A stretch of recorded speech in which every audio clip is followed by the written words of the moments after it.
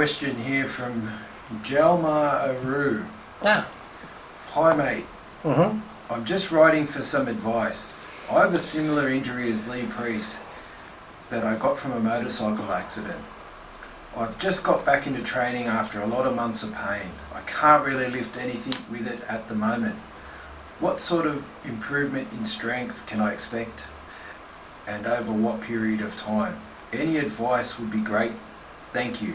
Oh, well, depending on the injury, I'm not sure how long it's going to take you for the strength and that to come back. But the hardest thing I find with mine is just staying positive, because I know, when you think about training, you think about how you used to train, and when you're at home, you think, yeah, I'm going to go to the gym today and do this and do that, and you get to the gym and you start to do something and you're like, doesn't feel good, so you stop doing that. When you try something else, it doesn't feel good. So sometimes if you can get your mind into it, you can push past it, but then sometimes you get the pain. And with mine, when I first had, I had like Oxycontin and codeine and that, and I didn't feel too good on that, so I got off that stuff by going to detox for 2 weeks. But now I use these CBD oils, which have been really helping. They don't have THC in them, so you can take them. You're not going to come up positive on a drug test, but it does help me sleep at night. And the burning sensation I get in my neck, it sort of helps that go away. It doesn't give me the strength back still because the nerve's crushed, but it just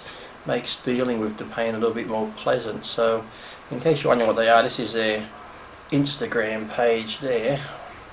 And these are some of the oils here. One of them's 1,000 milligrams. They're both 1,000, but these are from 500 to 2,500 milligrams. These ones, I take 7,500 milligrams, just one eyedropper at night. But that's the hashtag up there. You can go to Pharma X Max Tracks. You're going to have to look it up. But if you go on my Instagram page at Lee Priest, you can actually see it there. And I'll put a link in the comments section. We'll put a link in there. But yeah, they've really helped. And I've had friends who've had fathers who are in lots of pain with their backs from when they used to work. I've had a couple of friends in America, one got one for his mother, and a couple of other lifters have been using it, and they've said they got great results. And my friend said his father was really bad, always complaining of pain, and he said since he's been on that he hasn't heard a word from him until the other day, because he ran out and then he started complaining again. So they do work. That's why I do say try them and give them a go. So depending on what sort of pain you have, they do help with lots of other stuff too. If you go on their website, they give you a whole list of stuff it's good for, and like I said, you're not going to be off your head and high and shit like that. So, and compared to prescription drugs, it's a lot better for you. So check out the link and have a look at them. And if you're putting my name into the thing on, actually you put the link on from the realleepriest.com, you can go in there, and if you put in Pharma Tracks, whatever, /priest, you can get a discount thing on them. So check them out, and I hope it helps you. But with your training and stuff, the main thing is just staying positive. So, because trust me, that's the hardest thing for me. When I was in England, I had a few good workouts because I had Aaron around me and stuff, so I wasn't too bad thinking about it. I went home and tried to do the same weight and couldn't do it because of the pain, and then once I feel the pain, I'm like, fuck this, fuck that, and you just get the shits and you don't do it. So the main thing is, with the pain, as long as you're not affecting it more and making it worse, then try and do the best you can. But the main thing is just staying positive with it, because you can get pretty pissed off with it. And when I leave the gym I'm okay, but when I'm at the gym I want to try to do something, and sometimes what you want to do you can't do, so it does get a bit pissy-offy. Yeah. That's a new word if you want, pissy-offy. I don't want to say depressed, because it's not really depression, you're just more pissed off. Yeah. Because once I leave the gym I'm not depressed anymore. I am for a minute, because I'm walking out I'm going, fuck, I couldn't do this, fuck, I couldn't do that. So you sort of get more mad at yourself, not really depressed, and then you wait for tomorrow to come around, you try to do something again. So like I said, just try to stay positive. Just don't think about what you used to be able to do, just like you're starting all over again. So just start from scratch again and just slowly work your way back up. But if you do have slight bits of pain, or you feel uncomfortable and having trouble sleeping and that, yes, I highly recommend the CBD oil. Give it a go. Well, I'm interested in trying it, not so much for pain, just for sleep, with a business and whatever. Sort of de-stressing and relaxing. Yeah, and obviously I don't want to get out of my head. So you do find it actually works with sleep? Yeah, I've been sleeping pretty good. Before I would be waking up 4 or 5 times a night, then sometimes 3 or 4 times to take a piss. Now when I take that I probably wake up once and go take a piss once, and then I sleep through. If I go to bed at 9:30, 10, I go up at maybe 2 to take a piss, and then depending on when the alarm's set for 5 or 6 is when I'll get up. Now, for your viewers in Australia, what's it like getting it through our good friends at customs? Well, I mean, like, it's because I don't think it's got the THC, and I think it comes through okay, because I've had them send me 3 or 4 lots now. I can say, well, maybe customs just didn't check it, I don't know, but I've had 4 lots come through now, and I've got through okay. I've known other people that got it through, so whether it's hit or miss, but like I said, there's nothing in it that is illegal, so I can't see why not. I know there's different hemp shops around here and stuff in Sydney and Newcastle. I see one. I'm not sure if they sell the oils, but if it's got none of the THC, and I can't see why they wouldn't allow it to come in. So like I said, mine have all come through okay, so at the moment I can say pretty good getting it in, so I haven't had one stopped yet. So. And have you gone back to any of the opiates or anything? No, I haven't touched them since whenever I went to rehab that time. Oh, that's amazing. That was like back in, had the operation too. It would have been the end of 2015 when I went into rehab, into the detox centre I should say. I was there for 2 weeks and haven't touched them since then. Oh, so yeah, like... Oh, I knew my intake on ice and heroin's gone up and stuff, but that's alright. I don't touch the fucking Oxycontin. Yeah. I've gone on the hardest shit. Well, let's just hope our government catches up with, you know... That's the thing, if you can get something like that is all natural and can help people, I can't see why not, but then sadly we all know it comes down to money, pharmaceutical companies and all the big dollars and tax dollars that they make billions of dollars from, and they've done documentaries on it that prescription drugs are one of the biggest killers out there when it comes to, you know, in America you sadly see nearly every commercial is either for insurance companies or pharmaceutical drugs, and young kids, all young kids had energy, they'd run around.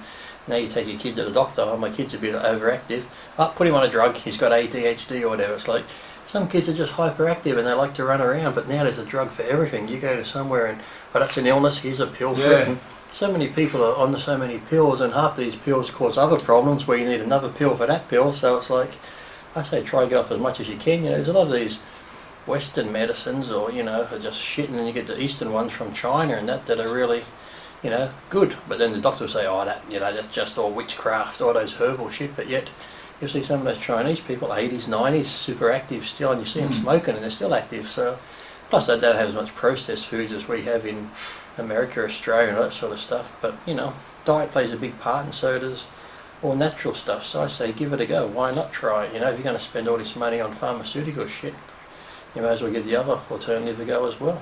Yeah, well, I think in the US, and it's now becoming like it in Australia, there's this pain pill thing is a massive problem, but it's massive money for the pharmaceutical companies, and even look at movie stars half the time. You know, back in the old day they might have died from heroin and stuff, but now a lot of these actors and actresses are all dying from prescription drugs. Yeah, Heath Ledger and Whitney Houston, she had a bit of cocaine, but she also had all the other pills in her body. Now all these people now that are dying from prescription pills, just taking too many or mixing pills with alcohol and shit like that, it's just killing them. And like I said, and those sort of things like the Oxycontin and codeines and all them, you don't even know you're getting addicted to, you go to stop them and then you're like, fuck, your body goes into fucking shock and that sort of stuff. So.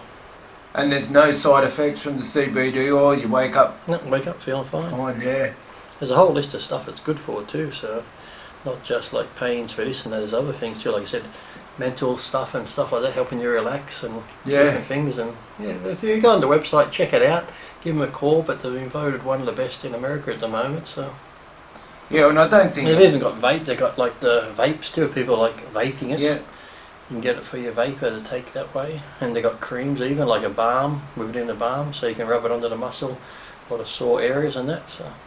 Yeah, and I don't think this is like Eastern medicine or, you know, New Age sort of stuff. It's been proven scientifically. And what gets me is that I'll say stuff like this won't work, or marijuana won't work for this and that for people with cancers and shit, but yet all the other drugs come from a plant, isn't it? Isn't it like the poppy seed plant, a fucking plant? Yeah, that's where they get half all the other fucking drugs from. So, but yet, like I said, just because they can't control it and they're not making the money from it, they're trying to tell people, no, don't worry about that, don't do that. So, can we go to see your doctor? Which I do recommend you see a doctor, but then if you've got these sort of things and you don't want to take prescription drugs, look for other avenues, go see other people, go see a herbologist or a naturopath or whatever and see what you can do. So yeah. Oh, look, there's we hear all the stories in here where you get to speak to a lot of people. And plus they had a big thing on the radio. There's one doctor who, I know when I was taking the Oxycontin, I felt shit too, because Oxycontin and those type of things knocks your testosterone level right down. Yeah. Mine went down to 2, and there's this one doctor who took it. He's got to be on testosterone for the rest of his life because it just shut his testosterone down. So even taking shit like that, you can feel off your fucking head, and plus you're depressed because your testosterone's so low. And like I said, if you're on it for that long too, the Oxycontin can just shut your testosterone off, so then you're going to be depressed for a long time. So there are so many bad side effects from all these prescription drugs, but yet they're so free to give them out to adults and kids and everyone. And they start them off young, then they're addicted to them, and half the time too, people going into the doctor and they say, I need this and need that, so the doctor gives it to them. So people are telling the doctors what they need, and then they stay on it from a young age. They think they need it for the rest of their life, and trying to get off it is hard. Then it becomes like that placebo thing. They think they can't get off it or they won't be able to function without it. So, but is it a bad thing that these medications do have side effects? If you're a pharmaceutical company, and for them they love it. Yeah, like you take the. Have you ever read just one of those things sometimes on just a normal tablet thing you could be taking, or something, and it'll say could cause bowel discomfort, could cause bleeding in the bowel, could cause this, could cause ulcers. So like the list could be this long of all these problems that it could cause, and sadly it could cause it for some, and then some of these things, somebody might get an upset bowels and now they go back to the doctor. I got a problem with my bowels because I'm taking this, or something like Oxycontin can fucking block you up, so makes you constipated like fuck, so then you've got to take something else so you're not constipated. So like I said, one leads to another, before you know it, you're going from taking one pill to taking 5 or 6 different fucking pills, which really can't be good for your system. Well, I was going to say, it's almost perfect if Oxycontin knocks your hormone system around, then okay, you're on antidepressants, and they lead to more side effects. And then before you know it, and I'm in business too, and I'm just lucky that I sell things that make people healthy, and but isn't that funny too? When you look at the supplement industry, there's so many supplements out there that are good for you. Sure, there's some weird ones that are crap, but the general stuff that was out there, and when you look at some of the stuff that gets banned, there's nothing wrong with it. Like DHEA or something like that. Can't come in. Things like that are naturally good for you that you can take. The government bans it, but yet they'll sit there, like I said before, selling alcohol, selling cigarettes, stuff that they know causes cancer. Alcohol, they know, is one of the biggest killers on road fatalities, and people get into fights and fucking abusing their spouses because they get drunk and shit, and then they'll sell these cigarettes, but then they'll put a commercial on TV saying don't smoke, causes cancer, showing the family member, mother or father dying of cancer, and it says paid for by the government, this commercial. It's like if you tried that, if I sold a bottle of water that caused cancer, they'd take it off the market. But yet they can still willingly sell these cigarettes knowing it's causing all these problems, putting a strain on the health system and the Medicare system, but yet because of the tax dollars they don't really give a fuck. But like I said, you can bring out a protein powder and it might upset someone's stomach and people complain, well, you've got to take that off the market. So it's ridiculous.